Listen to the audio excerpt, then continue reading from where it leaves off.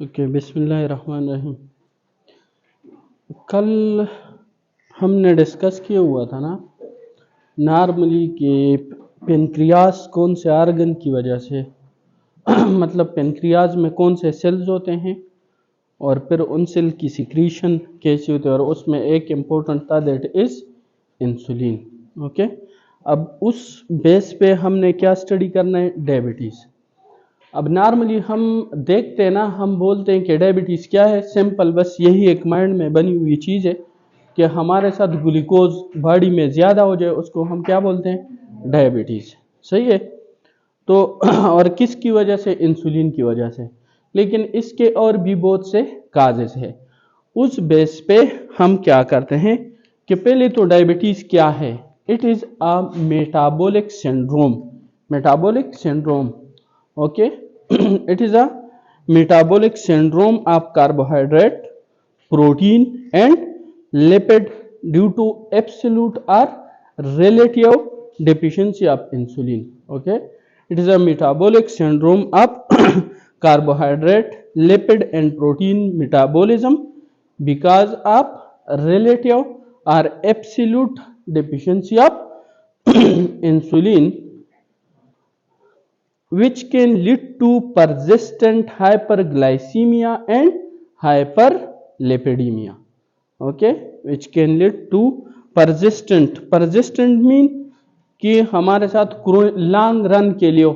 अब ऐसा भी हो सकता है कि कोई मतलब शुगर की इंटेक ज्यादा करे, सही है, आप उसका BSR चेक करो, ब्लड शुगर लेवल चेक करो, और उसका जो शुगर लेवल है ब्लड में वो इंक्रीज हो, उसको आप डायबिटीज नहीं बोल सकते। डायबिटीज वो कंडीशन है जिसमें हमारे साथ क्या होता है, हमारे साथ परसिस्टेंटली ग्लूकोज क्या हो, ज्यादा हो ब्लड में, प्लाज्मा में। सही है। किसकी वजह से, हमारे साथ अगर मेटाबॉलिक प्रॉब्लम आ जाए, ग्लूकोज की मेटाबॉलिज्म में या लिपिड की मेटाबॉलिज्म में या प्रोटीन की मेटाबॉलिज्म में। अब बात ये थी ना कि हमारे साथ इंसुलिन का काम क्या था। इंसुलिन हमारे साथ, इंसुलिन क्या कर रहा था, इंसुलिन हमारे साथ ग्लूकोज को, अगर ग्लूकोज बढ़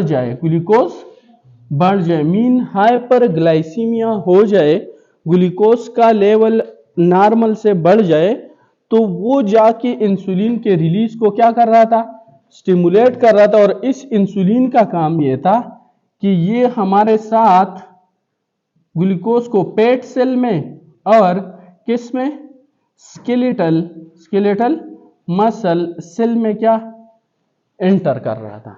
ये ग्लूकोज का काम था। अब इसको देख के हमने क्या किया, हम बोलते हैं कि डायबिटीज को फर्स्ट हमने डिवाइड किया कि primary diabetes and secondary diabetes. Primary, एक तो अगर ये ग्लूकोज नहीं है ना, ये इंसुलिन नहीं है, तो हमारे साथ क्या होगा, ये ग्लूकोज सेल के अंदर नहीं जाएगा, ये ग्लूकोज सेल के अंदर नहीं, इसकी एंट्री नहीं होगी। वो एक बात ये हो गई। एक बात ये है कि अगर इंसुलिन है लेकिन यहां पे जो इंसुलिन के रिसेप्टर होते हैं ना, रिसेप्टर, तो बॉडी में ज्यादा पेट होने की वजह से ये क्या हो जाते हैं, ये रिसेप्टर इंसुलिन का क्या हो जाता है, ये हमारे साथ रेजिस्टेंट क्रिएट करता है, इस पे इंसुलिन पर इफेक्ट नहीं करेगा। तो एक को हम बोलते हैं कि रिलेटिव डिफिशिएंसी है, और एक को हम बोलते हैं कि एब्सोल्यूट डिफिशिएंसी है। अब एब्सोल्यूट डिफिशिएंसी का मतलब ये होता है कि सारे से बॉडी में है नहीं, सारे से बॉडी में हमारे साथ इंसुलिन मौजूद है, that is absolute deficiency. But अगर इंसुलिन बॉडी में मौजूद है लेकिन वो काम नहीं कर रहा, अपने रिसेप्टर पे काम नहीं कर रहा, वो रिजिस्ट हो चुका है, उसको हम फिर क्या बोलते हैं कि रिलेटिव डिफिशिएंसी। सही है। अब जो डायबिटीज है इसको हम दो कैटेगरी में डिवाइड करते हैं। एक को हम बोलते हैं प्राइमरी डायबिटीज,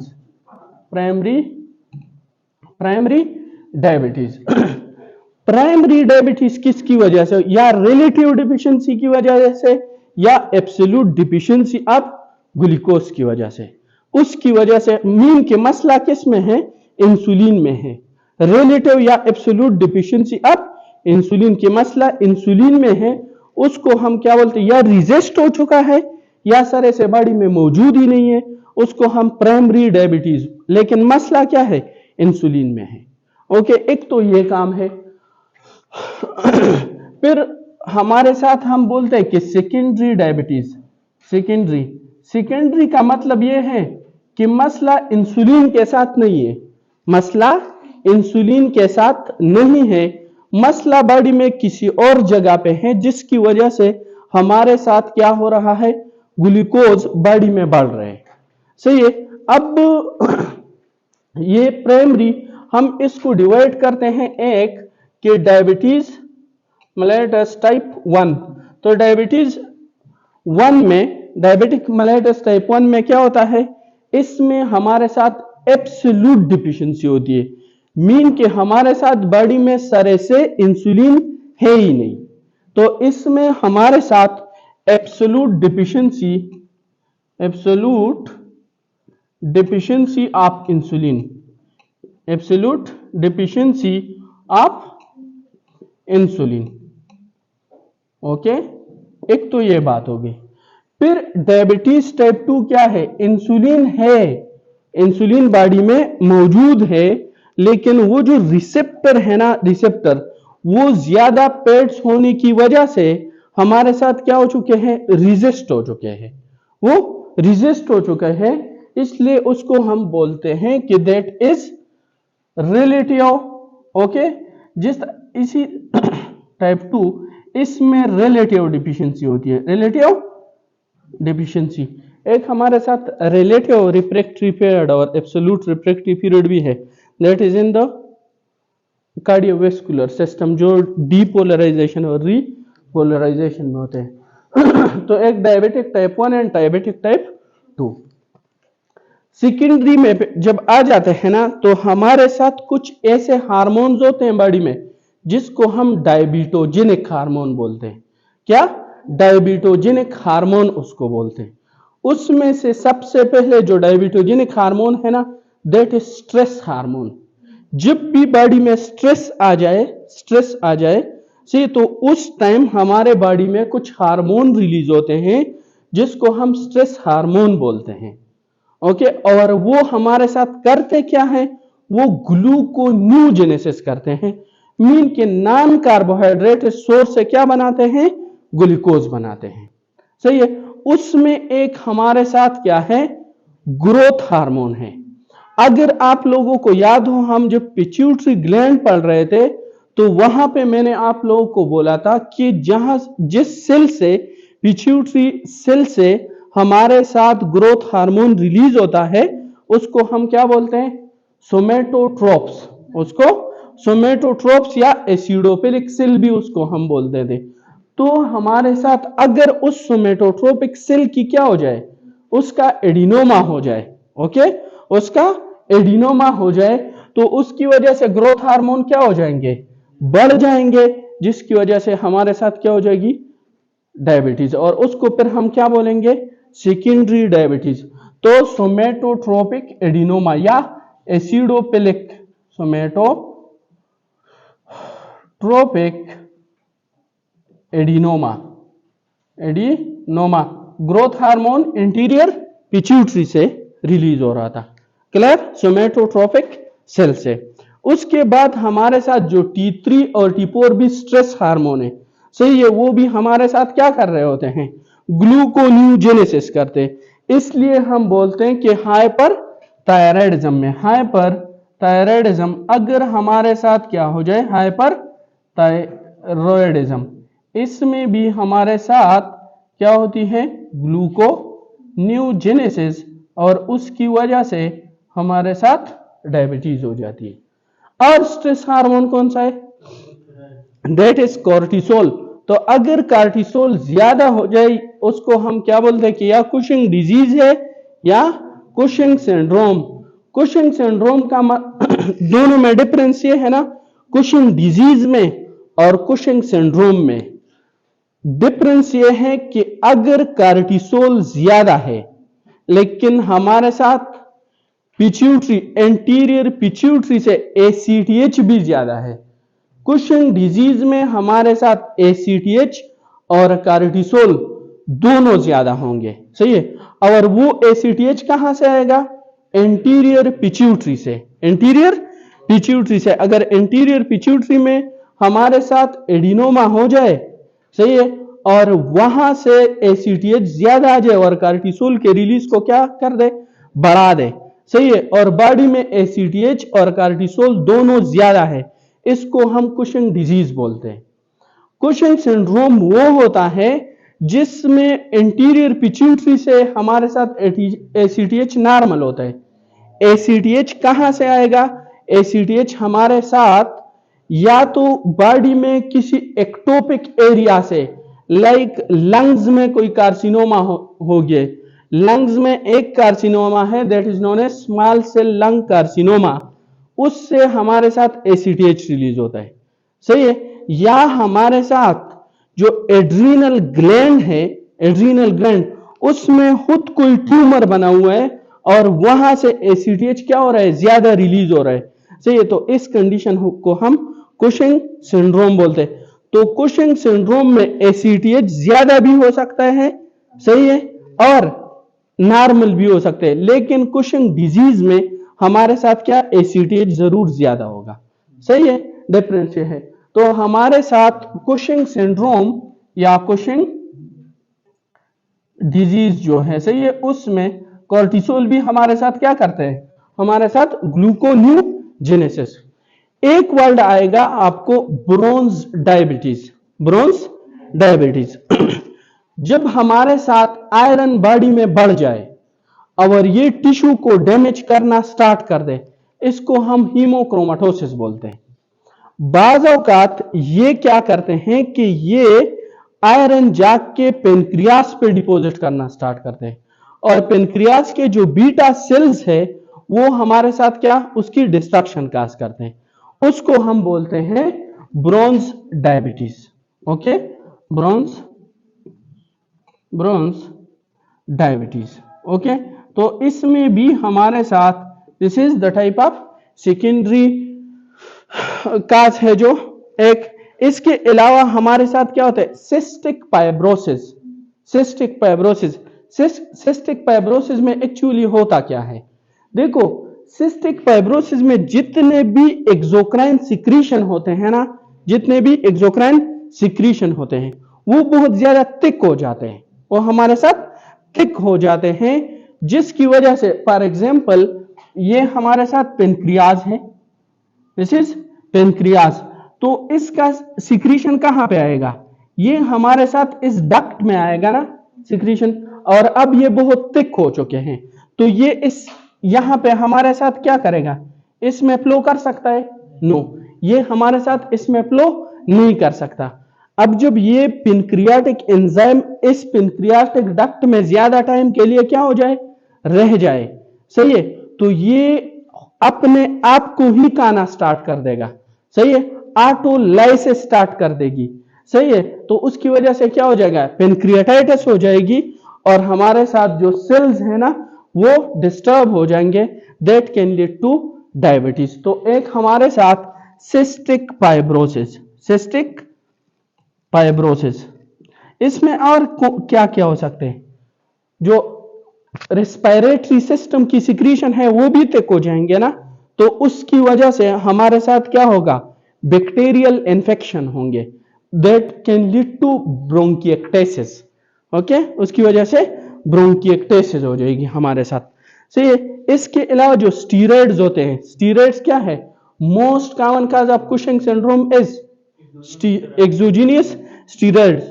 जो लोग स्टीरॉइड्स लेते हैं तो उसको भी हमारे साथ क्या हो सकता है? उसको भी सेकेंडरी डायबिटीज हो सकती है। इसके अलावा जो थायराइड ड्रग्स है ना, थायराइड जो हमारे साथ डायरेटिक्स है, वो भी हमारे साथ क्या कर सकते हैं? That can lead to what? Diabetes. Okay, तो ये डिफरेंट कंडीशन है। इसके अलावा जो भी पेनक्रियाटाइटिस के काजेज है वो भी कर सकते हैं, मोस्टली जो भी हो, लेकिन ये कॉमन काजेज है सेकेंडरी डायबिटीज के। ओके, इसके बाद हम आ जाते हैं कि इन दोनों में फर्क क्या है। ये जो दोनों कंडीशन है, सही है, इसमें क्या है, इसमें हमारे साथ एब्सोल्यूट डिफिशियंसी है और इसमें हमारे साथ रिलेटिव डिफिशियंसी है टाइप 2 में। अब ये हमारे साथ क्या होगा, इस वाले में डायबिटीज टाइप 1 में ये एक कंजेनेटली बीटा सेल के खिलाफ हमारे साथ क्या होते हैं, उसके खिलाफ ऑटो एंटीबॉडीज बन जाते हैं। उसके बाद उसके खिलाफ ऑटो एंटीबॉडीज बन जाते हैं तो उसकी बीटा सेल की क्या हो जाती है, डिस्ट्रक्शन हो जाती है। तो ये हमारे साथ मोस्टली कब होती है, हमारे साथ यंग एज में हो जाती है, यंग एज में। तो ये आपको मोस्टली मिलेगा less than 30 year of age, less than 30 year of age में। और ये आपको कहां पे मिलेगा, ये आपको मिल सकते हैं more than 30 years, okay, more than 30 years of age में ये आपको मिल सकते हैं डायबिटीज कि ये दोनों हमारे साथ। अब ये जो डायबिटीज टाइप 1 है ना, डायबिटीज टाइप 1, ये वाला बंदा हमारे साथ लीन एंड थिन आएगा, क्योंकि ये बचपन से ही इसके क्या, ये क्रोनिक कंडीशन आता है, सही है, और इसकी जो ब्लड वेसल और कॉम्प्लिकेशन ज्यादा हो तो ये बंदा हमारे साथ क्या। और मैंने आप लोगों को परसों भी बोला था कि जो भी क्रोनिक कंडीशन होता है, जो भी क्रोनिक कंडीशन होता है उसमें हमारे साथ क्या होगा, एक वेट लॉस होगी और दूसरा उसकी इम्यूनिटी वीक होगी, उसकी इम्यूनिटी। वेट लॉस होने का रीजन क्या है, that is tumour necrotic factor alpha. वो हमारे साथ बेसल मेटाबॉलिक रेट को क्या करते हैं, इंक्रीज करते हैं, और उसकी वजह से हमारे साथ क्या होगा, हमारे साथ वेट लॉस होती है, सही है। तो यहां पे हमारे साथ ये लीन एंड थिन होगा, स्टार हमारे साथ लीन एंड थिन। और ये दूसरा पेशेंट हमारे साथ ये ओबीज मिलेगा आपको, क्या, ओबीज, सही है, वेट ज्यादा, क्योंकि ये बाद में ये भी जब क्रोनिक कंडीशन होता है, आप नहीं होते हैं ये सर, बाद में ये बंदा भी ना कि अगर इसके ऑर्गन डैमेज हो जाए ये भी वेट लॉस करना स्टार्ट कर देते हैं, ये भी वेट लॉस हो जाता है इसमें। लेकिन स्टार्ट में ये हमारे साथ क्या होगा, दिस वन इज ओबीज। अब जो एमसीक्यूज है ना हमारे साथ इस टाइप 1 डायबिटीज मेलिटस, इसमें आपसे एमसीक्यूज में ये पूछा जाता है कि कौन कौन से एंटीबॉडीज इसमें प्रेजेंट होते हैं, कौन कौन सी एंटीबॉडीज। तो एक एंटी गेड एंटीबॉडी, एंटी गेड एंटीबॉडीज, और दूसरा इसमें प्रेजेंट होता है एंटी बीटा सेल एंटीबॉडी। ये दो एंटीबॉडीज इसमें आपके साथ प्रेजेंट होंगे, लेकिन यहां पे कोई auto immune antibodies, no antibodies, ये यहां पे हमारे साथ यहां पे ऑटो एंटीबॉडीज नहीं होते हमारे साथ। इसका जो मोस्ट कॉमन कॉम्प्लिकेशन है टाइप 1 डायबिटीज का, दैट इज DKA, और इसका जो हमारा डायबिटिक कीटो एसिडोसिस, और इसका है hyper osmolar hyperglycemic non ketotic coma, honk जिसको हम बोलते हैं, सही है, hyper osmolar hyperglycemic non ketotic coma, okay. ये अभी एक्सप्लेन, इसको इंसुलिन डिपेंडेंट डायबिटीज भी, इंसुलिन डिपेंडेंट डायबिटिक मेलिटस भी बोलते हैं, and this one is non insulin dependent diabetic mellitus भी इसको बोला जाता है, क्लियर। तो ये इसमें थोड़ी सी डिफरेंशिएशन है दोनों में। अब हमने तो ये समझा ना कि ये इंसुलिन की वजह से होती है, प्राइमरी होती है, सेकेंडरी होती है, सही है, दोनों में ये डिफरेंस है। बट आप ग्लूकोज कौन सा, मतलब आप किस पे डिसाइड करोगे कि ये बंदा हमारे साथ डायबिटिक है या इसका ग्लूकोज वैसे ही ज्यादा कुछ मीठा खाया हुआ है। सही है, तो इसके लिए पहले आपको नॉर्मल ग्लूकोज लेवल हमारे साथ कितना होना चाहिए, दैट इज 82। देखो, जब हमने ना, एक होता है फास्टिंग प्लाज्मा ग्लूकोज जो लेवल होते हैं। फास्टिंग का क्या मतलब होता है, मतलब आपने पिछले 8-9 घंटे से 8 घंटे जो स्पेसिफिक कि आपने पिछले 8 घंटे से क्या है, कुछ नहीं खाया है, कुछ नहीं। तो फास्टिंग प्लाज्मा जो ग्लूकोज लेवल है ना, वो आपका कितना, ये आपके साथ होना चाहिए less than 110 milligram per decilitre, less than 110 milligram per decilitre. सही है। इसके बाद हमारे साथ अगर आपने ग्लूकोज खाना खाया हुआ है और उसके बाद वो कितना, आप 1 घंटे के बाद चेक कर रहे हो, रैंडम ग्लूकोज लेवल प्लाज्मा में ग्लूकोज चेक कर रहे हो आफ्टर 1 आवर, तो वो कितना होना चाहिए, BSR blood random sugar level, वो less than 200 milligram per decilitre चाहिए। वो हमारे साथ 200 मिलीग्राम पर डेसीलीटर होना चाहिए। और अगर आप 2 घंटे के बाद चेक कर रहे हो ना, तो ये हमारे साथ कितना होना चाहिए, बीएसआर ये हमारे साथ होना चाहिए less than 140 milligram per decilitre. आपने कुछ खाया नहीं हुए है, सही है, फास्टिंग लेवल है, मीन पिछले 1 घंटे से आपने 8 घंटों से आपने कुछ नहीं खाया, उसमें आपके साथ कितना होना चाहिए, दैट इज लेस देन 110। सही है।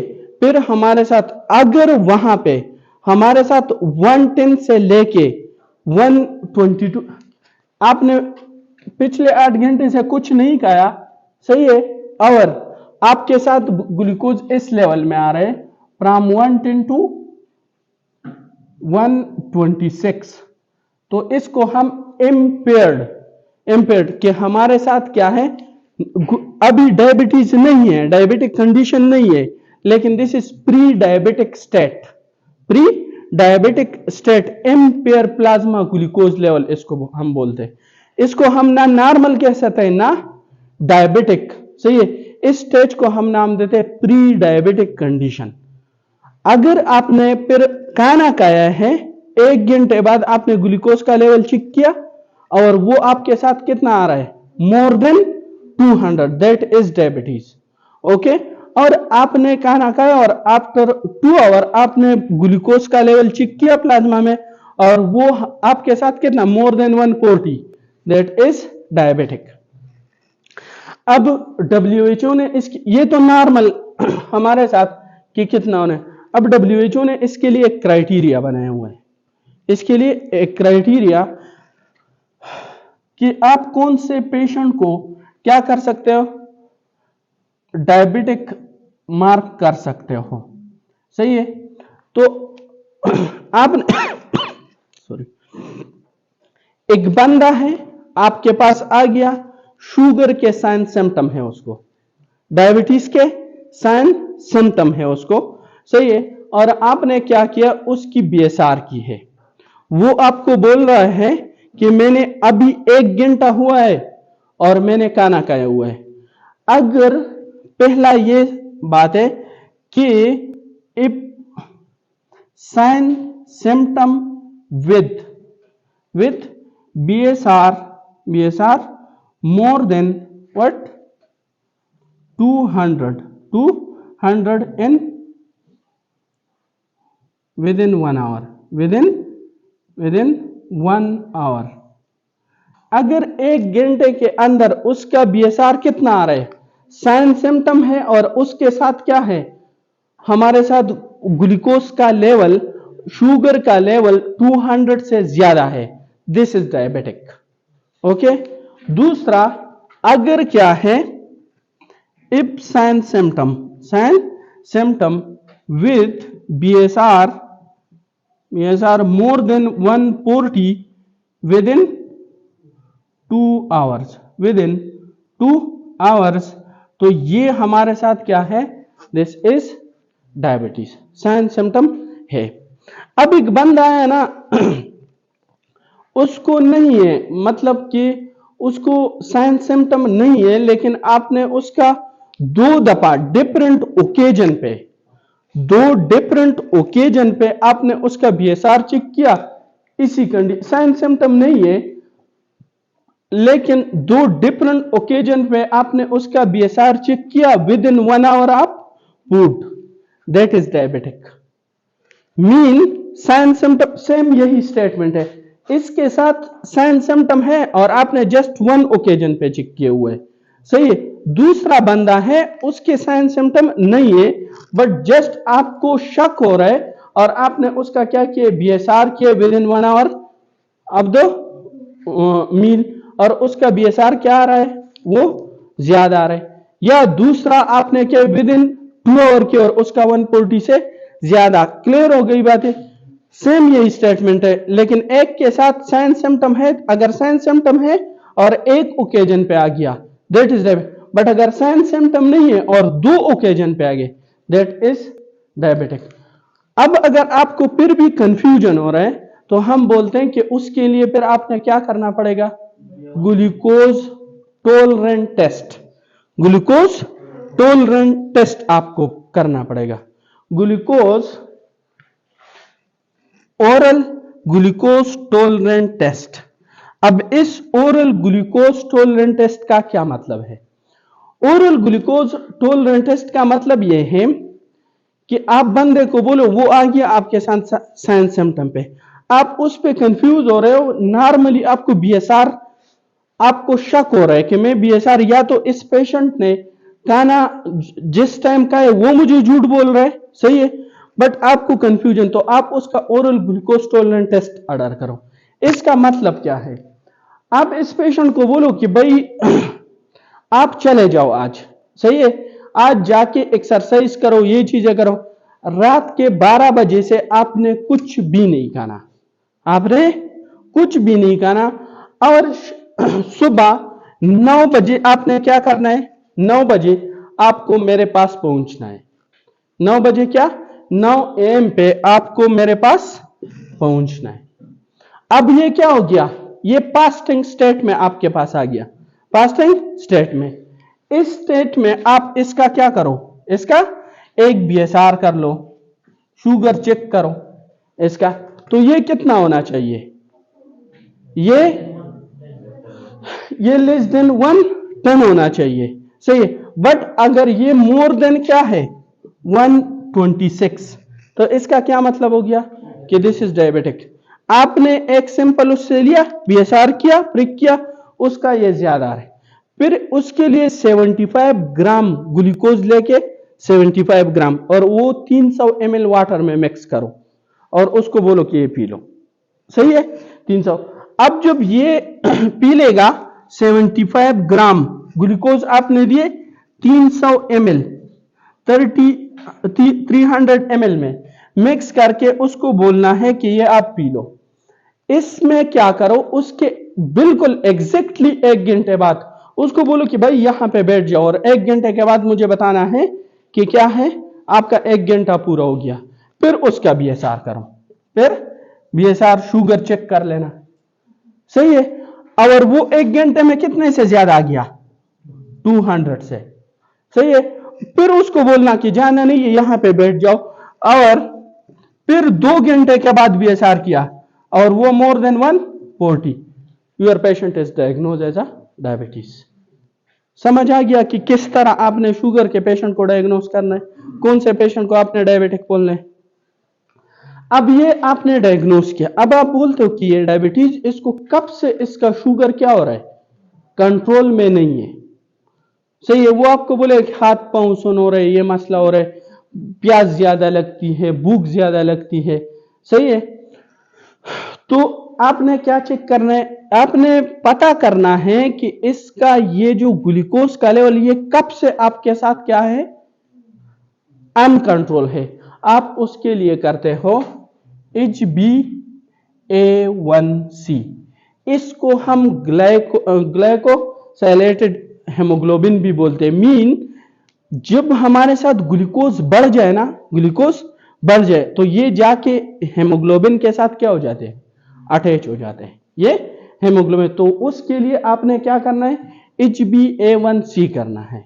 HbA1c नॉर्मल हमारे साथ 6.5 से कम होना चाहिए। अगर ये इससे ज्यादा है, ये रेंज में हमने रखना है 5.5 से लेके 6.5 तक, सही है। लेकिन 6.5 से ये हमारे साथ ज्यादा नहीं होना चाहिए। अगर ये इससे ज्यादा है, सही है, तो इसका मतलब यह है कि ये पिछले 3 महीने से भी ज्यादा हो गए कि इसका ग्लूकोज नॉर्मल नहीं है, ये अनकंट्रोल जा रहा है।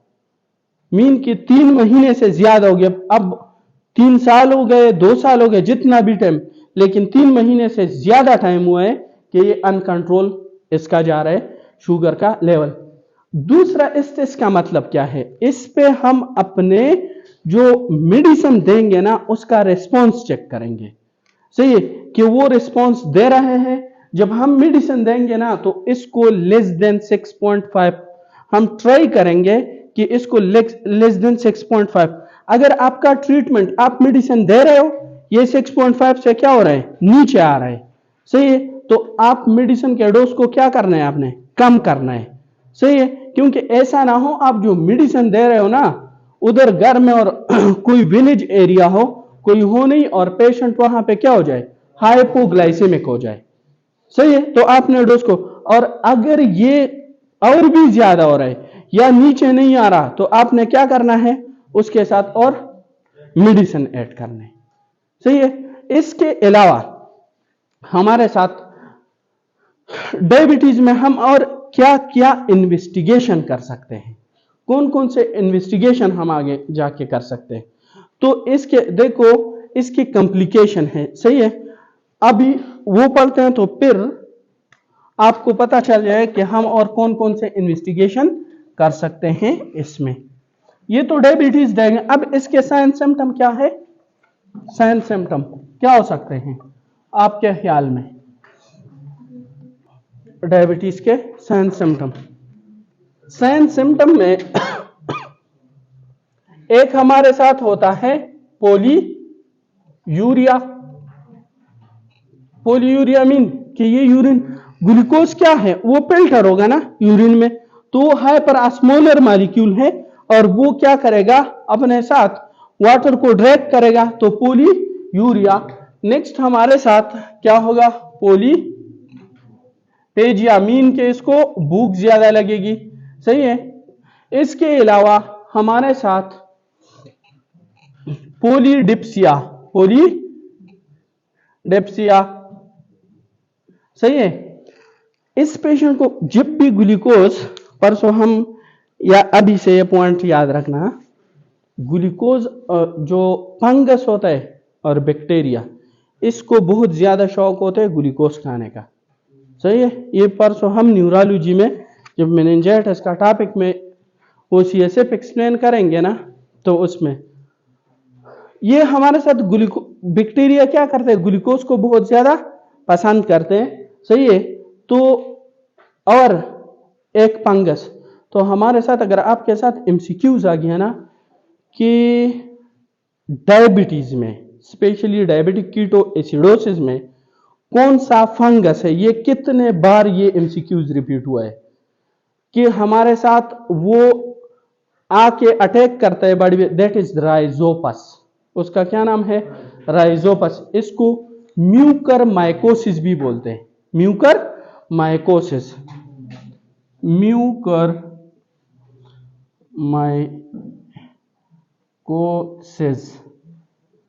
मुनीरिया बात की गया इंशाल्लाह हो जी लगी मेहनत, Mucor mycosis, okay.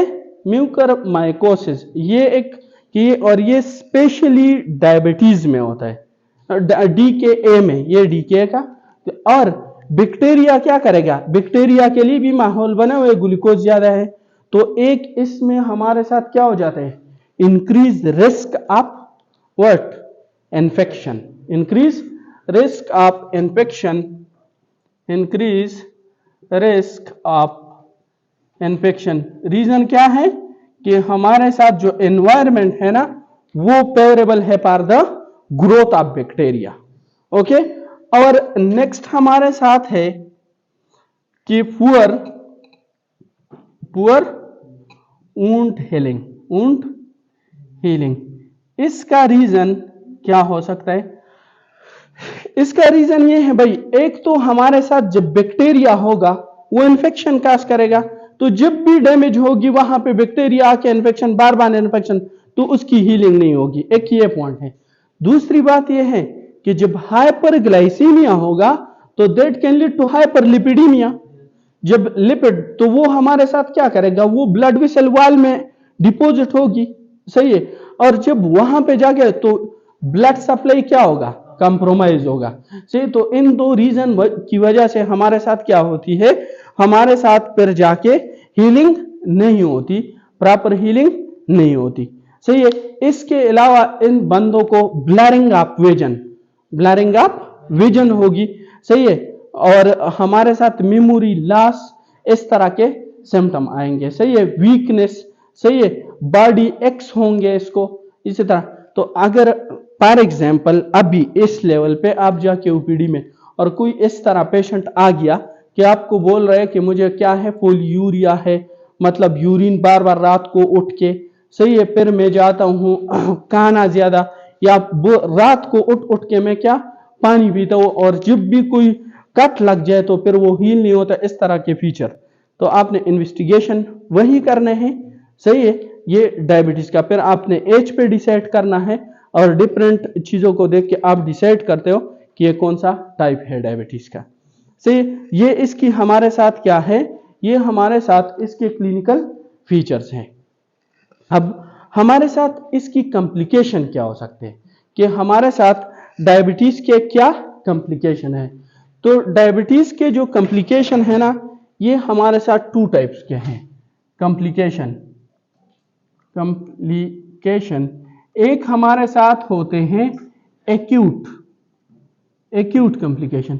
Acute complication में क्या आ सकता है, number one that is hyperglycemia, number one hyperglycemia, glycemia. Number two हमारे साथ DKA, और number three that is hyper osmolar hyperglycemic non ketotic coma honk. This is type 1 and this is type 2। अभी मैं एक्सप्लेन करता हूं कि ये DKA type 1 में क्यों होता है और ये होंक टाइप 2 में क्यों होता है, इसका रीजन क्या है, सही है। फिर हमारे साथ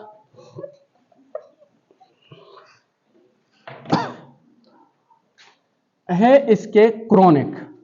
तो क्रोनिक कॉम्प्लिकेशन में एक हमारे साथ आता है मैक्रोवस्कुलर, मैक्रोवस्कुलर, और एक होता है माइक्रोवस्कुलर, माइक्रोवस्कुलर। अब मैक्रोवस्कुलर में हमारे साथ क्या आ सकता है, लिम्ब इस्कीमिया, इसमें हमारे साथ क्या आता है, लिम्ब इस्कीमिया आ सकता है, एमआई हो सकता है, सेरेब्रोवस्कुलर एक्सीडेंट मीन, इसमें स्ट्रोक हो सकता है, स्ट्रोक, सही है, इसमें हमारे साथ एमआई हो सकता है, एमआई, सही है, और हमारे साथ लिम्ब इस्कीमिया, लिम्ब इस्कीमिया, ये हमारे साथ इसमें आते हैं। अब माइक्रो में क्या होता है, हमारे साथ रेटिनोपैथी, इसमें रेटिनोपैथी, टीनोपैथी, इसके अलावा नेप्रोपैथी, नेप्रोपैथी ये हमारे साथ आ जाता है। इसमें एक और है nephropathy and neuropathy okay, that is neuropathy. ये इसके हमारे साथ कॉम्प्लिकेशन है डायबिटीज के, सही है कि एक्यूट में हाइपरग्लाइसीमिया, डीकेए, होंक, मैक्रोवास्कुलर और मैक्रोवास्कुलर में हमारे साथ स्ट्रोक हो सकता है, सही है। इसके अलावा इस्कीमिक हार्ट डिजीज हो सकते हैं और लिम्ब इस्कीमिया हो सकता है। माइक्रोवास्कुलर में रेटिनोपैथी, नेफ्रोपैथी एंड हमारे साथ न्यूरोपैथी, ये इसके कॉम्प्लिकेशन में आते हैं हमारे साथ। अब ये जो दो है ना, इसमें से एक डीकेए। अब डीकेए क्या चीज है? सिर्फ इस वर्ल्ड को आप सोचे ना, इसका सब कुछ आपके साथ। डीकेए ऐसा कंडीशन है जिसमें हमारे साथ this is type 1 complication of type 1 diabetes, मतलब टाइप 1 डायबिटीज का कॉम्प्लिकेशन ये है हमारे साथ, सही है। डीकेए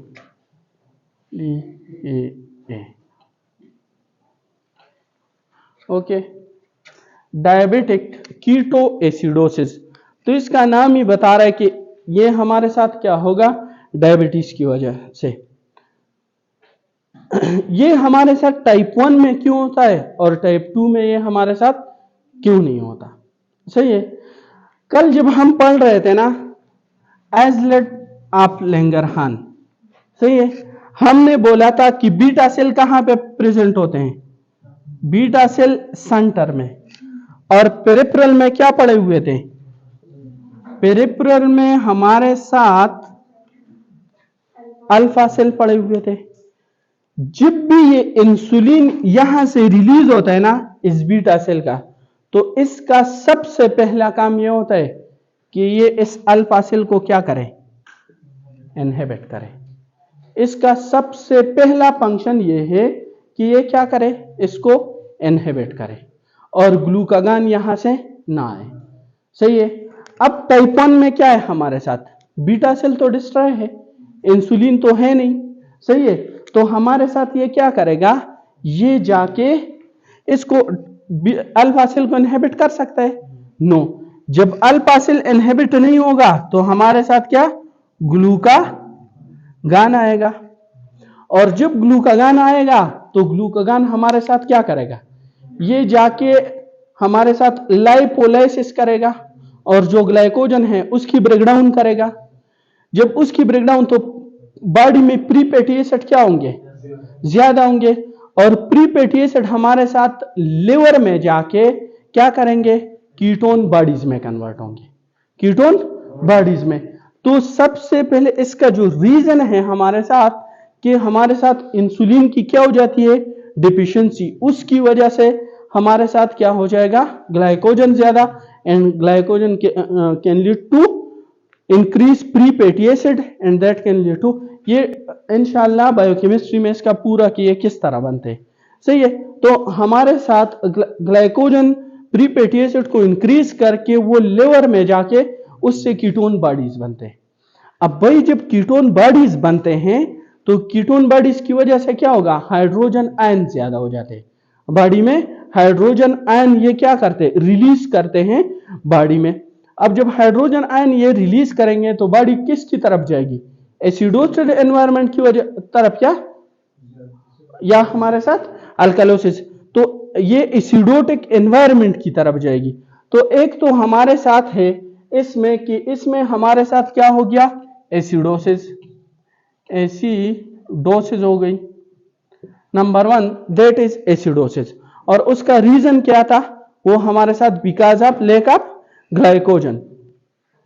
अब दूसरी इसमें हम बोल रहे हैं कि कीटोन बॉडीज हमारे साथ प्रेजेंट होंगे, कीटोन बॉडीज। अब कीटोन बॉडीज है क्या, सही है। तो कीटोन बॉडीज में एक हमारे साथ है एसीटेट, ओके, दूसरा हमारे साथ है acetate and third one is beta hydroxybutyrate. ये इसमें आप बुक में देखोगे ना तो ये एसीटो एसीटेट को हमारे साथ प्राइमरी कीटोन बॉडीज बोलते हैं, इसको प्राइमरी कीटोन बॉडी। रीजन क्या है कि सबसे पहले जो बनने वाला कीटोन बॉडी है ना, दैट इज एसिटोएसीटेट, दैट इज एसिटोएसीटेट। और इस एसिटोएसीटेट से फिर हमारे साथ एसीटेट और ये बीटा हाइड्रोक्सी ब्यूटेरेट बनते हैं। और ये सबसे हल्का लाइट वेट है, इसका मीन सबसे कम। तो जो चीज लाइट वेट का होना वो हमारे साथ ऊपर की तरफ जाता है ना, सही है, तो ये रेस्पायरेशन में बाहर आएगा, सही है। जब एक्सहेल करेंगे ना हम, तो ये क्या होगा, बाहर। और इसकी वजह से ये बंदा जब सांस लेगा ना, that can lead to fruity smell, fruity smell, fruity smell. और बाद औकात ये डायबिटीज कैसे डायग्नोज है, ये बच्चों में होता है ना, कंजेनिटली है। बाद औकात ये अपने पेरेंट्स के साथ जब साथ आएंगे ना, तो पेरेंट्स कंप्लेन क्या करेंगे कि ये जब स्वेट, ये बेबी पे स्वेटिंग आता है ना, तो वो नेल पॉलिश की तरह स्मेल करता है, सही है। That is the diagnostic point कि आप सिर्फ ये एक पॉइंट है कि जब भी आपको पेरेंट्स ने बताया कि ये जो हमारा बेबी है इस पे स्वेटिंग आ जाते हैं, तो वो नेल पॉलिश की तरह उससे स्मेल आती है, सही है। That is the time to start investigation, okay, for the type 1 diabetes. तो इसमें हमारे साथ क्या होगा, कीटोन बॉडीज, कीटोन बॉडीज। और तीसरा हमारे साथ क्या होगा, डीमीन डायबिटीज, ओके, कि हमारे साथ शुगर क्या होगा, ज्यादा। अब आप जाके हॉस्पिटल में क्या कर रहे हो, प्रैक्टिस कर रहे हो, और बंदा आ गया, वो हालत में एक एक्सप्लेन करता हूं कि कैसे। ये पेशेंट जब आएगा ना स्ट्रेचर पे, एक तो ये बंदा अनकॉन्शियस होगा, मीन ये बोले कि मैं कहां पे हूं, क्या कर रहा हूं, मतलब डिलीरियम कंडीशन में, सही है, इसको पता नहीं या इसके साथ, नंबर 1।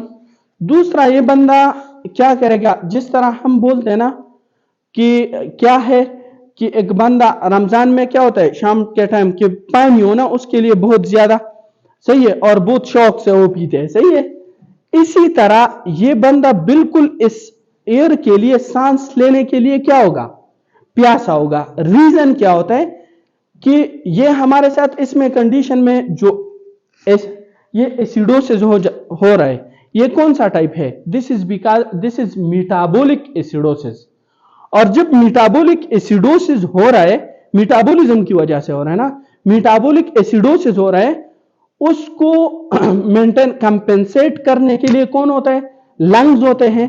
लंग्स क्या करेगा कि ये कार्बन डाइऑक्साइड को बॉडी से क्या करे, बाहर निकाल दे बॉडी से, तो ये बहुत जल्दी जल्दी सांस लेगा और लंबी सांस लेगा, से इसको हम बोलते हैं कुस्मोल ब्रीदिंग, कुस्मोल ब्रीदिंग। तो ये क्या इसी तरह सांस लेता है, सही है, और बोले एब्डोमिनल। और दूसरा ये पेशेंट क्या है, बहुत ज्यादा ग्लूकोज है ना, तो बहुत पोलीयूरिया की वजह से ये बंदा डिहाइड्रेटेड होगा, डिहाइड्रेटेड होगा। तो आपने क्या करना है, आपने एक तो इसका सिरिंज लेके सिंपल यहां से रेडियल आर्टरी से क्या करना है, आर्टीरियल ब्लड लेके 2 मिनट में उसका रिजल्ट आएगा, 2 मिनट में से उधर मशीन में रख दो, 2 मिनट में एबीजीज, आर्टीरियल ब्लड गैसेस। जब आप चेक करोगे ना, तो वहां पे पीच आपको कितना मिलेगा पता है, pH that is less than 7.2, that is less than 7.2। एक तो पीच आपके साथ क्या हो जाएगा, लेस।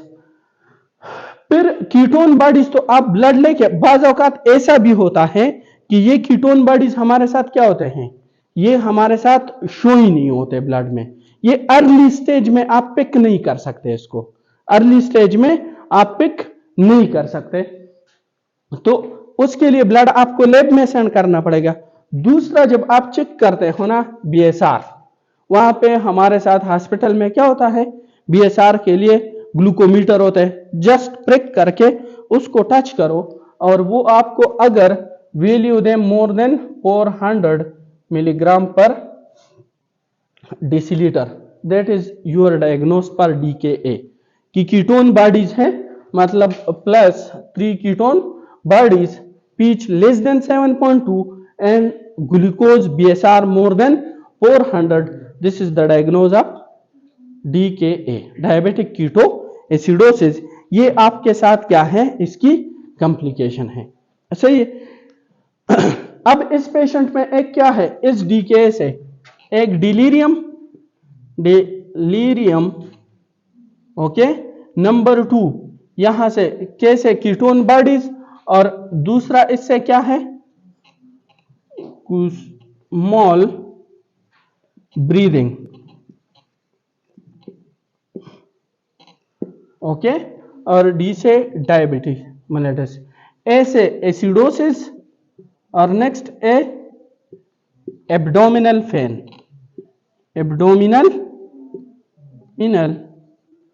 पेन, और डी से ये पेशेंट डिहाइड्रेटेड होगा, डिहाइड्रेटेड। अब हम बोलते हैं कि जो भी पेशेंट हमारे साथ डायबिटिक टाइप 1 में डीके में जाता है ना, तो उसके लिए कुछ रिस्क फैक्टर हैं। अगर पेशेंट को वो आ जाए तो वो हमारे साथ क्या हो जाता है, डीके में चला जाता है। उसमें वो रिस्क फैक्टर क्या है और रीजन क्या है कि उन फैक्टर की वजह से ये पेशेंट हमारे साथ क्या हो रहा है, ये जा रहा है डीके में। तो देखो भाई, एक बंदा है उसको डीके हो रहा है, डायबिटीज है, सॉरी डायबिटिक टाइप 1 का पेशेंट है, डायबिटीज टाइप 1 का पेशेंट है, उसको क्या हो जाता है, हम बोलते हैं कि इसके लिए रिस्क फैक्टर है एक इन्फेक्शन या इन्फ्लेमेशन, इन्फेक्शन या इन्फ्लेमेशन मीन नमूनिया हो गया, उसको सिप्सिस हो गई, सही है, इसी तरह फिर, या इस बंदे को क्या सर्जरी, सही है, इसी तरह ट्रॉमा, ओके, ट्रॉमा हो गया, सर्जरी हो गई, सही है, ये इसकी हमारे साथ, या हमारे साथ इंसुलिन की डिफिशिएंसी, या किसी को एमआई, लेकिन ये जितने भी कंडीशन में बोल रहा हूं, दिस इज स्ट्रेस कंडीशन, ये क्या है, स्ट्रेस कंडीशन है। अब जब ये स्ट्रेस कंडीशन है तो इसमें कौन से हार्मोन रिलीज होंगे, इसमें हमारे साथ stress hormone like cortisol, like growth hormone, like glucagon, these are stress hormone like T3 and T4, epinephrine, norepinephrine, these are stress hormone। In hormone का काम क्या है, ग्लूकोन्यूजेनेसिस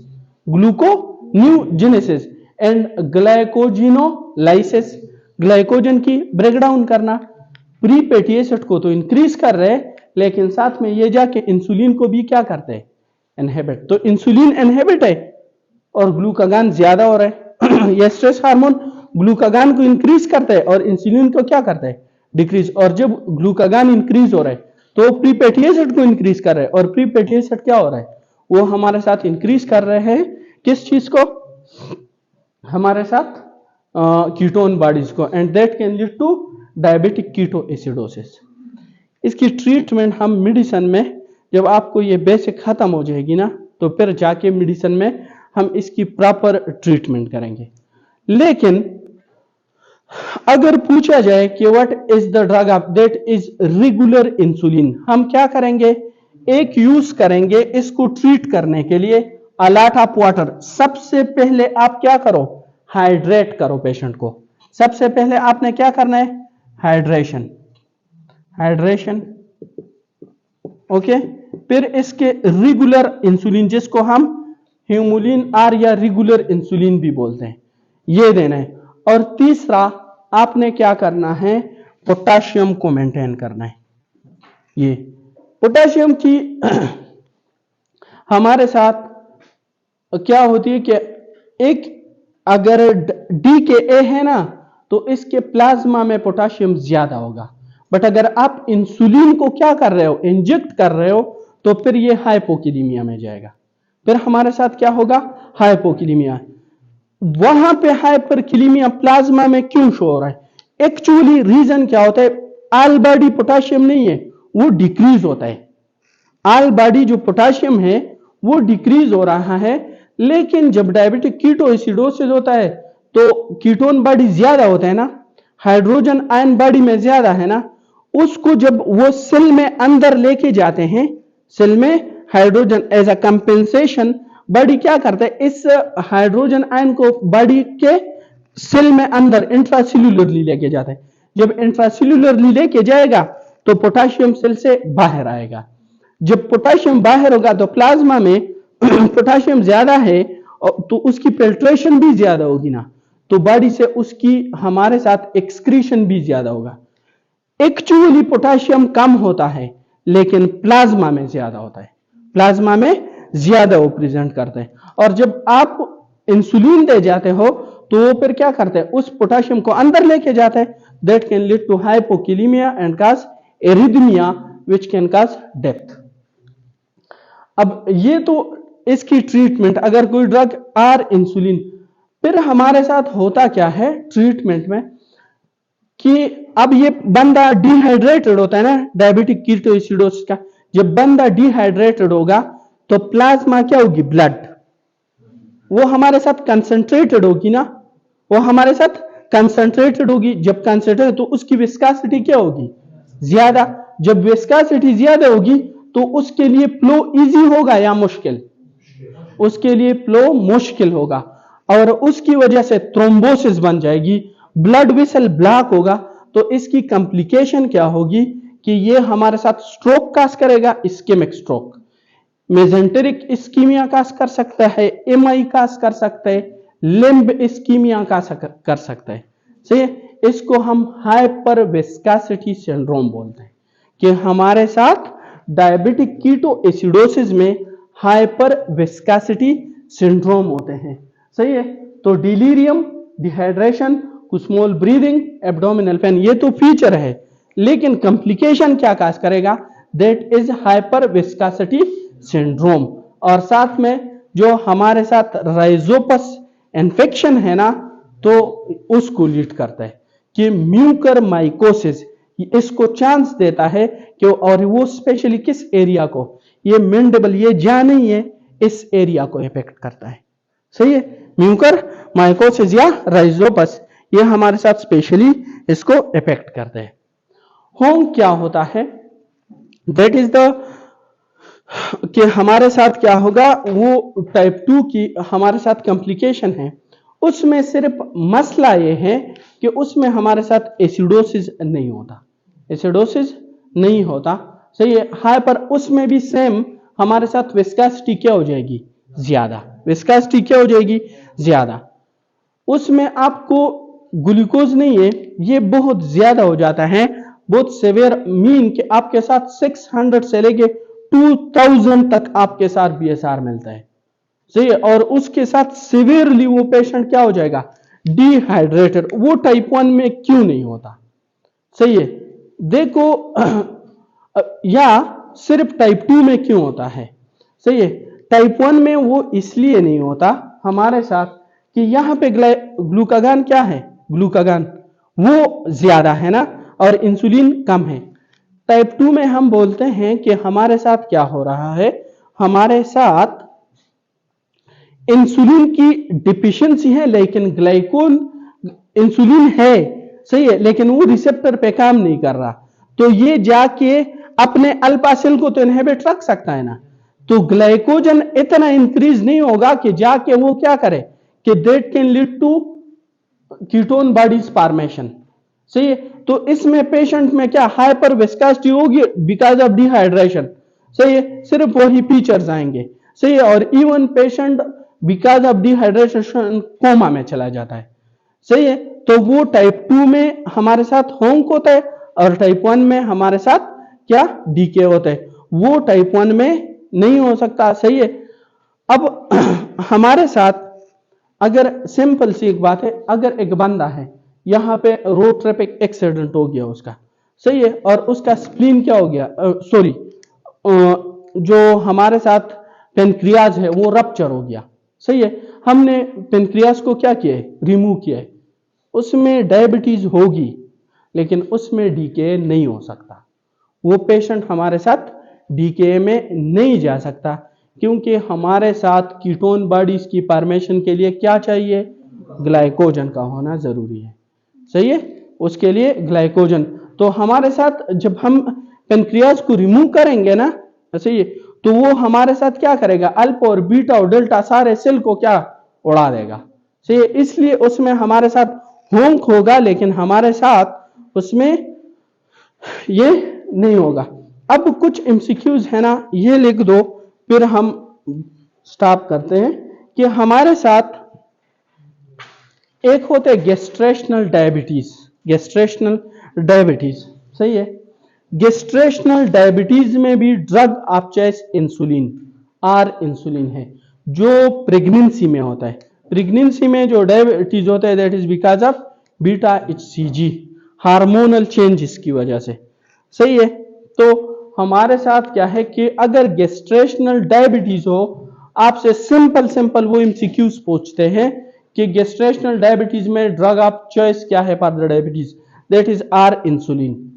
फॉर द टाइप 1 या DKA the treatment is insulin are insulin replacement, insulin हम उसकी replacement करते हैं। सही है, डीके में। और जो टाइप 2 डायबिटीज है the drug is metformin, that is metformin वो हम यूज करते हैं। सही है, इसमें फिर हमारे साथ रैपिड ऑनसेट होता है। सही है, शॉर्ट एक्टिंग होता है, intermediate acting and long acting. C के 2 में दिया हुआ है वो। और इस तरह का एक पैराग्राफ है ना यहाँ पे सी के 2 में, आप चले जाओ डायबिटीज, लेकिन अब वो ना करो। सही है, बिल्कुल जस्ट इतना कंसेप्ट आ गया, इट्स एनफ।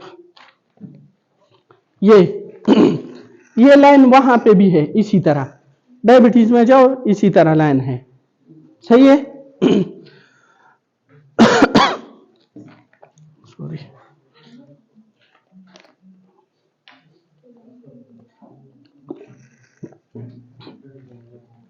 इसी तरह लाइन है ना, लेकिन उसके नीचे लिखाई हुई है और उसमें लिखा हुआ है कि वो एक्शन स्टार्ट कब करेगा, वो उसकी एक्शन पीक पे कब पहुंचेगी और कितने टाइम के लिए एक्शन करेगा। सही है, तो वो आप जरा स्टडी। फॉर एग्जांपल हम एक के बारे में बता दें कि रैपिड एक्शन, जैसे हम खाना खा रहे हैं ना, तो रैपिड एक्शन का मतलब कि वो 5 to 20 मिनट्स में काम क्या करेगा, स्टार्ट कर देगा। सही है, और वो हमारे साथ पीक पे कितने टाइम में पहुंचेगा, 30 to 1 आवर में पहुंचेगा। और फिर हमारे साथ उसकी ड्यूरेशन 3 to 8 आवर है। तो हम क्या करते हैं कि अब जैसे ही हम खाना खा रहे हैं ना, उसके बाद जब ग्लूकोज की जो बूस्टिंग होगी ना ब्लड में, उसको कंट्रोल करने के लिए हम क्या यूज करेंगे, रैपिड वाला। सही है, इसको हम लेस्प्रो या आस्पर्ट ये जो है। सही है, तो आपसे ये पूछ के सून आफ्टर मील आप अब अगर कंट्रोल करना चाहते हो ग्लूकोज को, तो आप कौन सा इंसुलिन यूज करोगे, दैट इज रैपिड एक्टिंग। ये जो ड्यूरेशन है ना, ये इसलिए दिए हुए है, तो इससे आप कर लो। और इसका जो हमारे साथ साइड इफेक्ट है इंसुलिन का, दैट इज हाइपोग्लाइसीमिया, हाइपोग्लाइसीमिया। तो इस पे एमसीक्यूज कैसे आएगा, एमसीक्यूज इसका सुन लो इंसुलिन का। वो आपसे पूछेंगे ना कि एक बंदा था, डायबिटीज का था। सही है, डायबिटीज का, और उसने हमारे साथ क्या लिया, वो आपको डायरेक्टली ये नहीं बोलेगा कि इंसुलिन का साइड इफेक्ट क्या है, वो आपको इस तरह किस्सा बना के देते हैं कि बंदा था डायबिटीज का, टाइप 1 डायबिटीज है, वो इंसुलिन ले रहा है, इंसुलिन उसने लिए। सही है, कुछ ही टाइम बाद वो क्या हो गया, गिर गया, बेहोश हो गया। सही है, गिर के बेहोश हो गया। तो इसका क्या रीजन हो सकता है, दैट इज हाइपोग्लाइसीमिया। और सेकंड एंगल से वो क्या पूछेंगे कि पेशेंट था डायबिटीज का, उसने इंसुलिन ले, गिर गया, अब आप क्या करोगे उसके लिए। तो आपने क्या करना है, उसको डेक्सट्रोज वाटर देना है। सही है, तो दूसरे एंगल से वही लिखा होगा कि इसको डेक्सट्रोज वाटर देना है, नॉर्मल सलाइन देना है, क्या देना है, कौन से मेडिसिन देना है। तो ऑफ कोर्स आपने फिर क्या करना है, उसके ग्लूकोज को ऊपर लेके आना है, तो आपने डेक्सट्रोज वाटर देना पड़ेगा। सही है, ओके, थैंक यू।